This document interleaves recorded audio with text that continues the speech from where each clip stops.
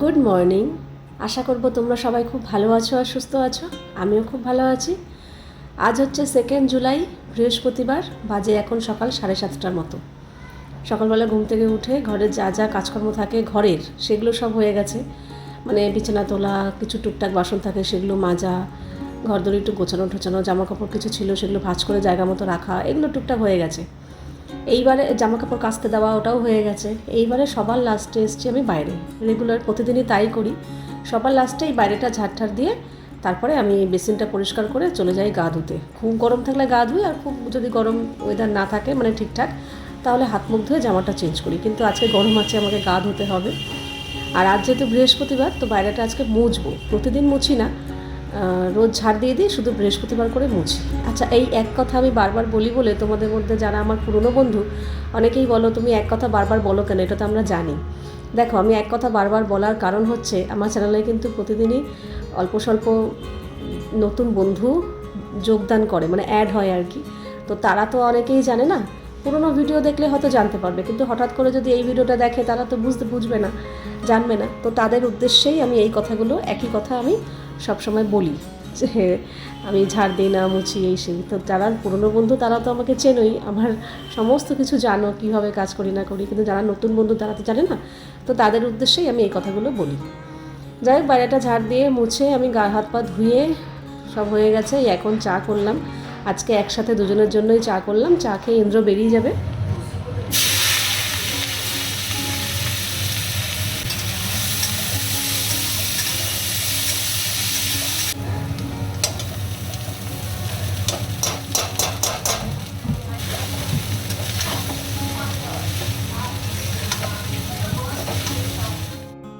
চা খেয়ে আমি তোমাদের কিছু কমেন্ট দেখলাম, কমেন্টে রিপ্লাই করলাম। আমার কিছু এডিটের কাজটা অল্প স্বল্প সেরেছি, পুরোটা কমপ্লিট হয়নি, এখনও করব। আর তারই মাঝখানে আমি কিন্তু সকালের জলখাবার বানালাম। আজকে একটু চিড়ের পোলাও বানিয়েছি। আর আজ বৃহস্পতিবার, তো তাতানের সকালবেলায় যোগা ক্লাস ছিল। তো যোগা ক্লাস থেকে আসার পর আমি সব ভেজিটেবল সব কেটে রেডি করে রেখেছিলাম, চিড়ে ধুয়ে ঠুয়ে সব রেডি করে রেখেছিলাম, যে ও আসলে তারপরে ভাজবো। এটা ভাজতে তো আর বেশিক্ষণ সময় লাগবে না, কারণ এই সব জিনিস না গরম গরমই ভালো লাগে, ঠান্ডা হয়ে গেলে খুব একটা ভালো লাগে না। তো অপশান যেহেতু আছে, দেখো স্কুলের টিফিনে নিয়ে গেলে আলাদা ব্যাপার, তখন তো ঠান্ডা খেতেই হবে। কিন্তু যেহেতু অপশান আছে যে বাড়িতে এসে খাবে, তো গরম গরমই খাক, আর আমিও খাবো, আর একটু পূজাকেও দিয়েছি। তো এইটু চিড়ের পোলাও করলাম, সবজি সব কিছু দিয়ে, গাজর, বিনস, ক্যাপসিকাম, পেঁয়াজ, কাঁচা লঙ্কা সব কিছু ভালো করে মিহি কুচিয়ে নিয়ে একটু চিড়ের পোলাও করেছি। ওটাই খেয়েছি সবাই বলতে আমি আর তাতান আর পূজাকে দিয়েছি। ও নিয়েই চলে গেছে, ও এখানে খায় না, নিয়ে যায়। তো যাই হোক, তারপরে আমি চলে এসেছি ঘরের কাজকর্ম, মানে ওর তো সব কাজ হয়ে গেছে, বাসন টাসন ধোয়া। তো আমি এখন জায়গা মতো বাসনগুলো রাখবো। বাসনগুলো না রাখা পর্যন্ত এই গামলাটাকে আমি সরাতে পারবো না। আর এই এত বড় একটা মুখের সামনে গামলা থাকলে না বড় বিরক্ত লাগে। তো এগুলো সরিয়ে দিলাম, গামলাটা, বাসনগুলো জায়গা মতো রেখে দিলাম। এই জায়গাটা একটু পরিষ্কার করে গুছিয়ে নিলাম, জায়গাটা একটু ফাঁকা হলো। এরপরে আসবো দুপুরে রান্নাবান্না করতে। কিন্তু দুপুরে রান্না নিয়ে আমি আজকে বড্ড চিন্তায় পড়ে গেছি যে কী করব। কারণ ঘরে কোনো সবজি নেই, কিচ্ছু অপশান নেই যে আমি এটা সেটা দিয়ে আজকে চালাবো। সকালের পালা চুকিয়ে রান্নাঘরটা সব পরিষ্কার হয়ে গেছে। এখন এসেছি দুপুরের আজকে ফ্রিজে কোনো সবজি নেই, কিচ্ছু নেই, শুধু একটা টমেটো পড়ে আছে। দাঁড়া দেখাই তোমাদের। এই যে ফ্রিজ পুরো ফাঁকা, এই দেখো। এখানে তাও পুরোটা না, হাফ গাজর, হাফ ক্যাপসিকাম আর অল্প একটু বিনস, আর এখানে একটা টমেটো পড়ে আছে। বাস্কেট পুরো ফাঁকা, ঠিক আছে। ফ্রিজে কোনো সবজি নেই। তো এখানে অগত্যা এই যে সয়াবিন ভিজিয়েছি, কালকে একটু ডাল ছিল ওটা বার করেছি।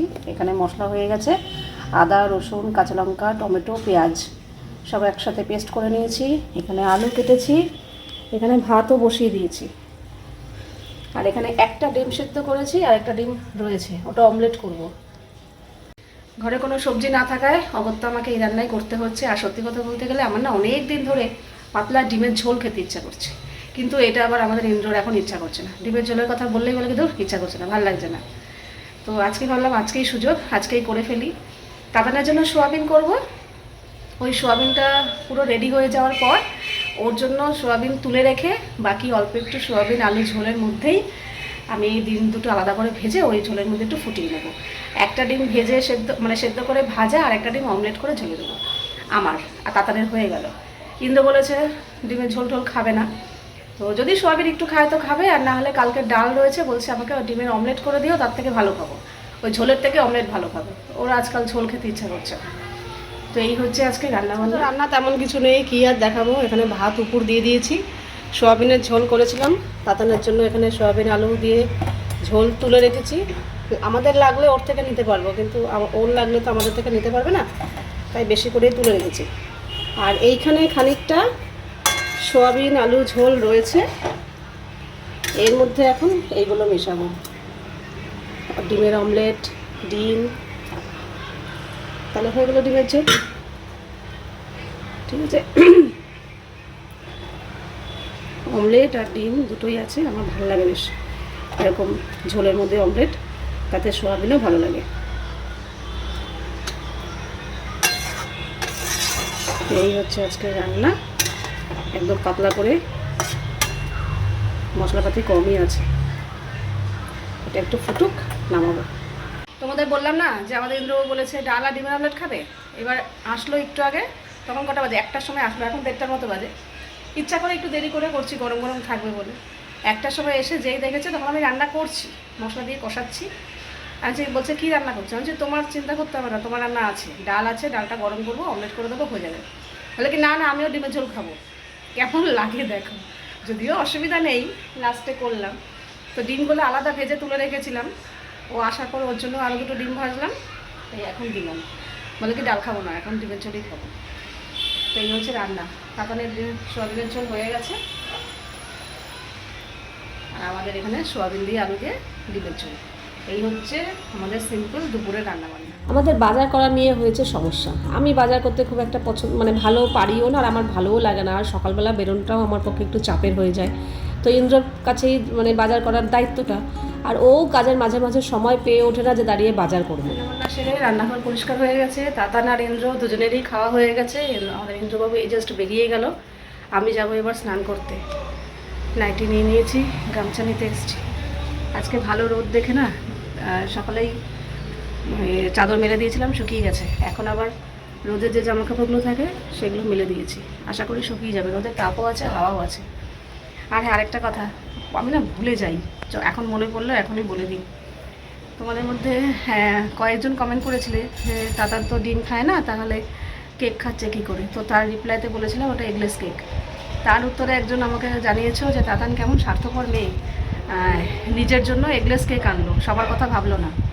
আচ্ছা, এগলেস কেক আর উইথ এগ কেক মধ্যে আমি কোনো তফাৎ খুঁজে পাইনি। ডিম দেওয়া কেকও খেয়েছি, ডিম ছাড়া কেকও খেয়েছি, আমি তো কোনো তফাৎ পাইনি।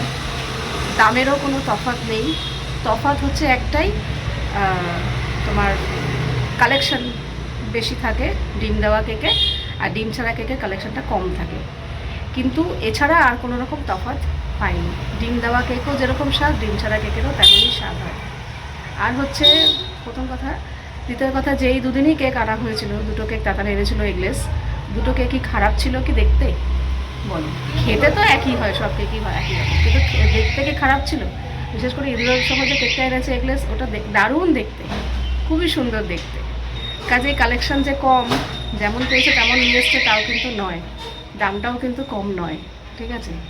আর একটা কথা হচ্ছে, যদি মনে করো কেক ডিম দেওয়া কেক আনলো, ওতে কি হতো, তাতান খেত না কেকটা, এতে কি তাতানের বাবায়ের কিংবা আমার ভালো লাগতো, কিংবা বাড়ির সবার ভালো লাগতো যে একটা কেক এনে কেক কাটা হচ্ছে, তাতান খাচ্ছে না? এটা কি ভালো লাগতো? আমাদের কারোরই ভালো লাগতো না। কাজেই এটা তো করেছে, ভালো জিনিসই করেছে। আমরা বলেই দিয়েছি যে আনলে এগলেস আনবে যাতে তুইও খেতে পারিস, দেখে আনবি, তো সেটাই করেছে।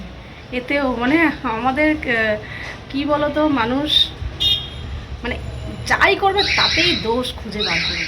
তো ওদের তো খাওয়া দাওয়া হয়ে গেছে, তাতান আজকে একটু খেয়ে দিয়ে ঘুমিয়ে পড়েছে। সকালবেলা উঠে যোগা ক্লাসে গেছে, তো দুপুরবেলা রোজ কিন্তু ও প্রতিদিন ঘুমায় না, আমি ঘুমিয়ে পড়ি ওর পাশে, কিন্তু ও জেগে থাকে। আমি তাই ভাবি ভাত খাওয়ার পরে ও কী করে জেগে থাকে, ওকে কিছু বলি না, কিন্তু আমি তো পারিই না। যাই 2 দিন ধরে একটু সিনেমার নেশা পড়েছে, তাই জন্য ঘুমাচ্ছি না। মাঝখানে একবার একটা ঘুমের ভাব আসে, কিন্তু জোর করে কাটিয়ে দিই। আর একবার যদি ওই ঘুমের ভাবটা কেটে যায়, আর তারপরে খুব একটা ঘুম আসতে চায় না।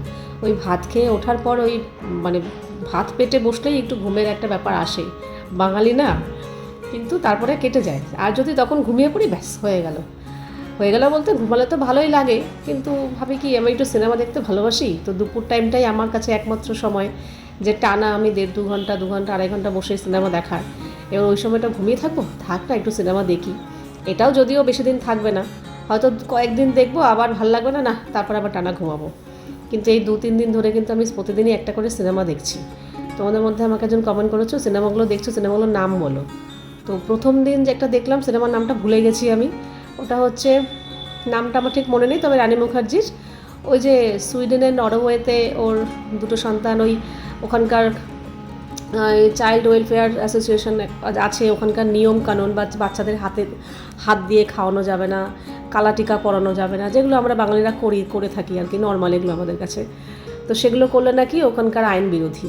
তো সেই বাচ্চা দুটোকে নিয়ে নেবে, আর সেই বাচ্চা দুটোকে পাওয়ার জন্যই রানী মুখার্জির যে লড়াই, ওখানেও লড়েছে, আবার নিজের দেশে এসে নিজেদের মানুষের সাথেও লড়েছে। তো এই জিনিসটা আমার ভীষণ ভালো লেগেছে, একজন মা হিসেবে আমার খুব ভালো লেগেছে এই সিনেমাটা।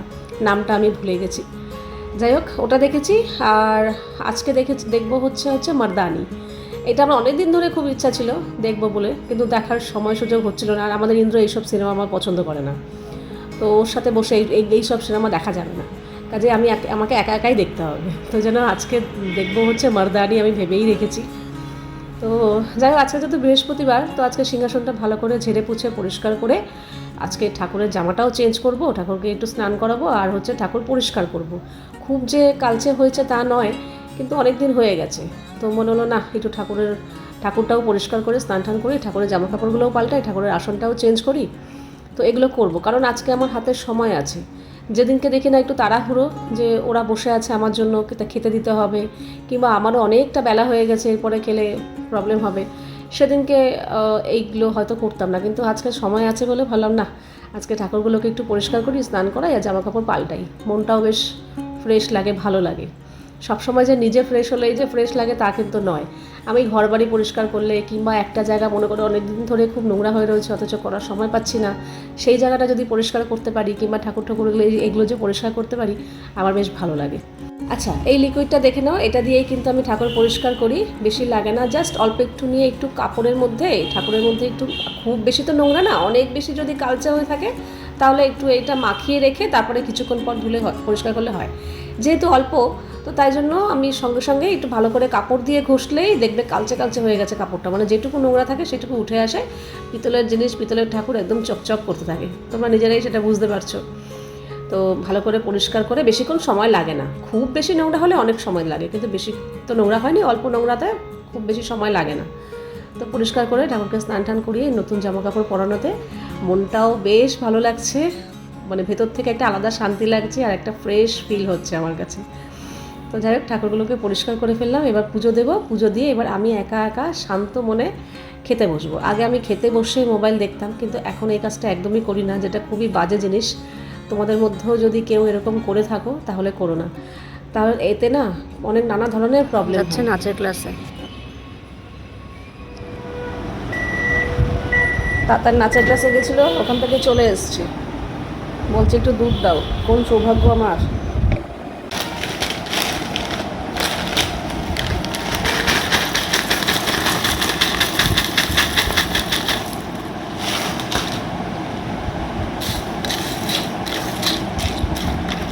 একটু আমন্ডের গুঁড়ো মেশালাম, আর অল্প করে কেলগস কর্নফ্লেক্স আর দুধ। টিফিন নিয়ে বসেছে এসে, না অল্প করে দিয়েছি দেখ। ঠিক আছে, বাজে এখন সন্ধ্যে কটা বাজে? 8টা বাজে। আবার রেডি হয়ে বেরোচ্ছি। কালকে একটা ওষুধ এনেছি, ইন্দ্র বলছে এই ওষুধটা ঠিকঠাক না, একটু গন্ডগোল আছে, আবার যাচ্ছি, ওষুধটা রিচেক হবে, আমার জন্য কিছু নিয়ে আসবে। আর যাচ্ছি যখন, এই দেখ আমি কি চটি পড়ে যাচ্ছি, কি চটি? হাওয়াই চটি পরে বেরিয়ে যাচ্ছি। এই যে বাবার ছুটি, কোথায় কি হবে? এই গেটটা বন্ধ হতে হতে তোমাকে যেতে হবে। চলো টাটা, আসছি। মাকে দুধ রাখতে বলেছি, দুধও নিয়ে আসবো।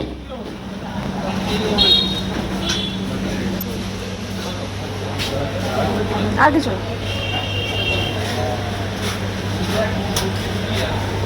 এই গোলাপজাম দিয়ে দাও না, 6টা দিয়ে দাও, 6টা।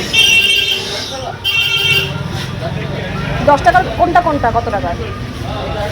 ও 8 টাকা 10 টাকা, হ্যাঁ 10 টাকারই দাও। চলে এসছি বাড়িতে দুধ নিতে। বাবু চলে এসছে? আমি তো ভেবেছি বাবু বৃহস্পতিবার বেরোয় না, বললে না একদিন বৃহস্পতিবার যায় না। না না, বৃহস্পতিবার যায়, বুধবার যায়। ও বুধবার যায়, তো আমি ভেবেই রেখেছি যে আজকে আসবো, নিয়ে যাবো ওখানে। না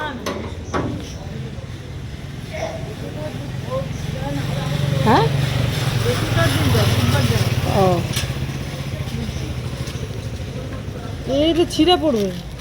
না না, ব্যাগ আছে, ব্যাগে নেবো। এসছি বাড়িতে, আসার সময় কিছু জিনিসও নিয়ে এসছি। চলো, বাজে এখন 9:15 মতো।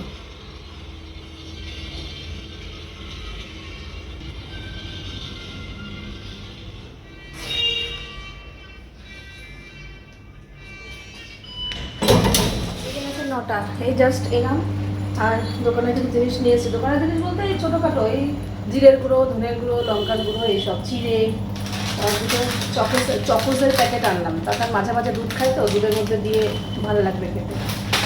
আর দুটো দুধের প্যাকেট, এই আমুল দুধ আমাদের এখানে এই চত্বরে কোথাও পাওয়া যায় না, এখানে মেট্রো, রেড কাউ এসব। তো আমুল দুধটা একমাত্র আমাদের বাড়ির পাশের দোকানটাতে পাওয়া যায়, ওই বাড়ির। তো তাই জন্যই মাকে রেখে প্রথম এরকম করতাম, মাঝখানে ছেড়ে দিয়েছিলাম, যা পেতাম তাই আনতাম, আবার আমুলটা আনা শুরু করেছি। তো মাকে বলেছি তুমি কিনে রেখে দিও, তোমার কাছ থেকে গিয়ে নিয়ে আসবো। তো এখন গিয়ে 2 প্যাকেট দুধ নিয়ে আসলাম। আজকে মার সাথে কথা বলতে বলতে দুধের দামটাই দিতে ভুলে গেছি, বাড়িতে এসে মনে বলে এই বাবা আমি তো দুধের দামটাই দিলাম না। সঙ্গে সঙ্গে মাকে ফোন করলাম, মা বললো ঠিক আছে পরে একবারে দিয়ে দিবি না, ঠিক আছে মনে করো। আজকাল আমি এত ভুলো রোগ হয়েছে না কি বলবো, খালি সব কিছু ভুলেই যাই। তো যাই হোক, আজকে এসেই সঙ্গে সঙ্গে হাত মুখ ধুয়ে জামাকাপড় ছেড়ে রাতের রান্নার জোগাড় করলাম। রাতের রান্না আজকে সিম্পল, আলু ভাজা করেছি, আর এখানে মসুর ডাল সেদ্ধ করেছি। মসুর ডালের মধ্যে একটু কাঁচা পেঁয়াজ, কাঁচা লঙ্কা, নুন আর কাঁচা সর্ষের তেল, একটু ঘন ঘন করে ডালটা সেদ্ধ করেছি। এই দিয়ে না রুটি খেতে বেশ ভালো লাগে, আর তার সাথে যদি আলু ভাজা থাকে তাহলে কোনো কথাই নেই। আলু ভাজা দিয়ে খেলে কী বলো তো, একদম শুকনো শুকনো লাগে, তো তার সাথে এরকম একটু ডাল সিদ্ধ হলে রুটি দিয়ে বেশ খেতে ভালোই লাগে। তো সবারই রান্না মানে রুটি করে ফেলেছি, এবার খাওয়া দাওয়ার পালা চুকাতে হবে। আমাদের খাওয়া দাওয়া সমস্ত কাজকর্ম কমপ্লিট, এখন যাব গা ধুতে। আমার অবস্থা খারাপ, পুরো ঘেমে রুটি করতে গিয়ে ব্যাস আগুনের সামনে ছিলাম কতক্ষণ, এখন গাটা ধুলে শান্তি পাবো, তারপরে ঘরে যাব। আর ওরা যে যার মতো শুয়ে পড়েছে। তো চলো আজকের মতো এখানেই, আবার দেখা হবে তোমাদের সাথে নেক্সট ভিডিওতে। তোমরা সবাই খুব ভালো থাকবে, সাবধানে থাকবে, সুস্থ থাকবে। তাহলে love you all, good night and tata.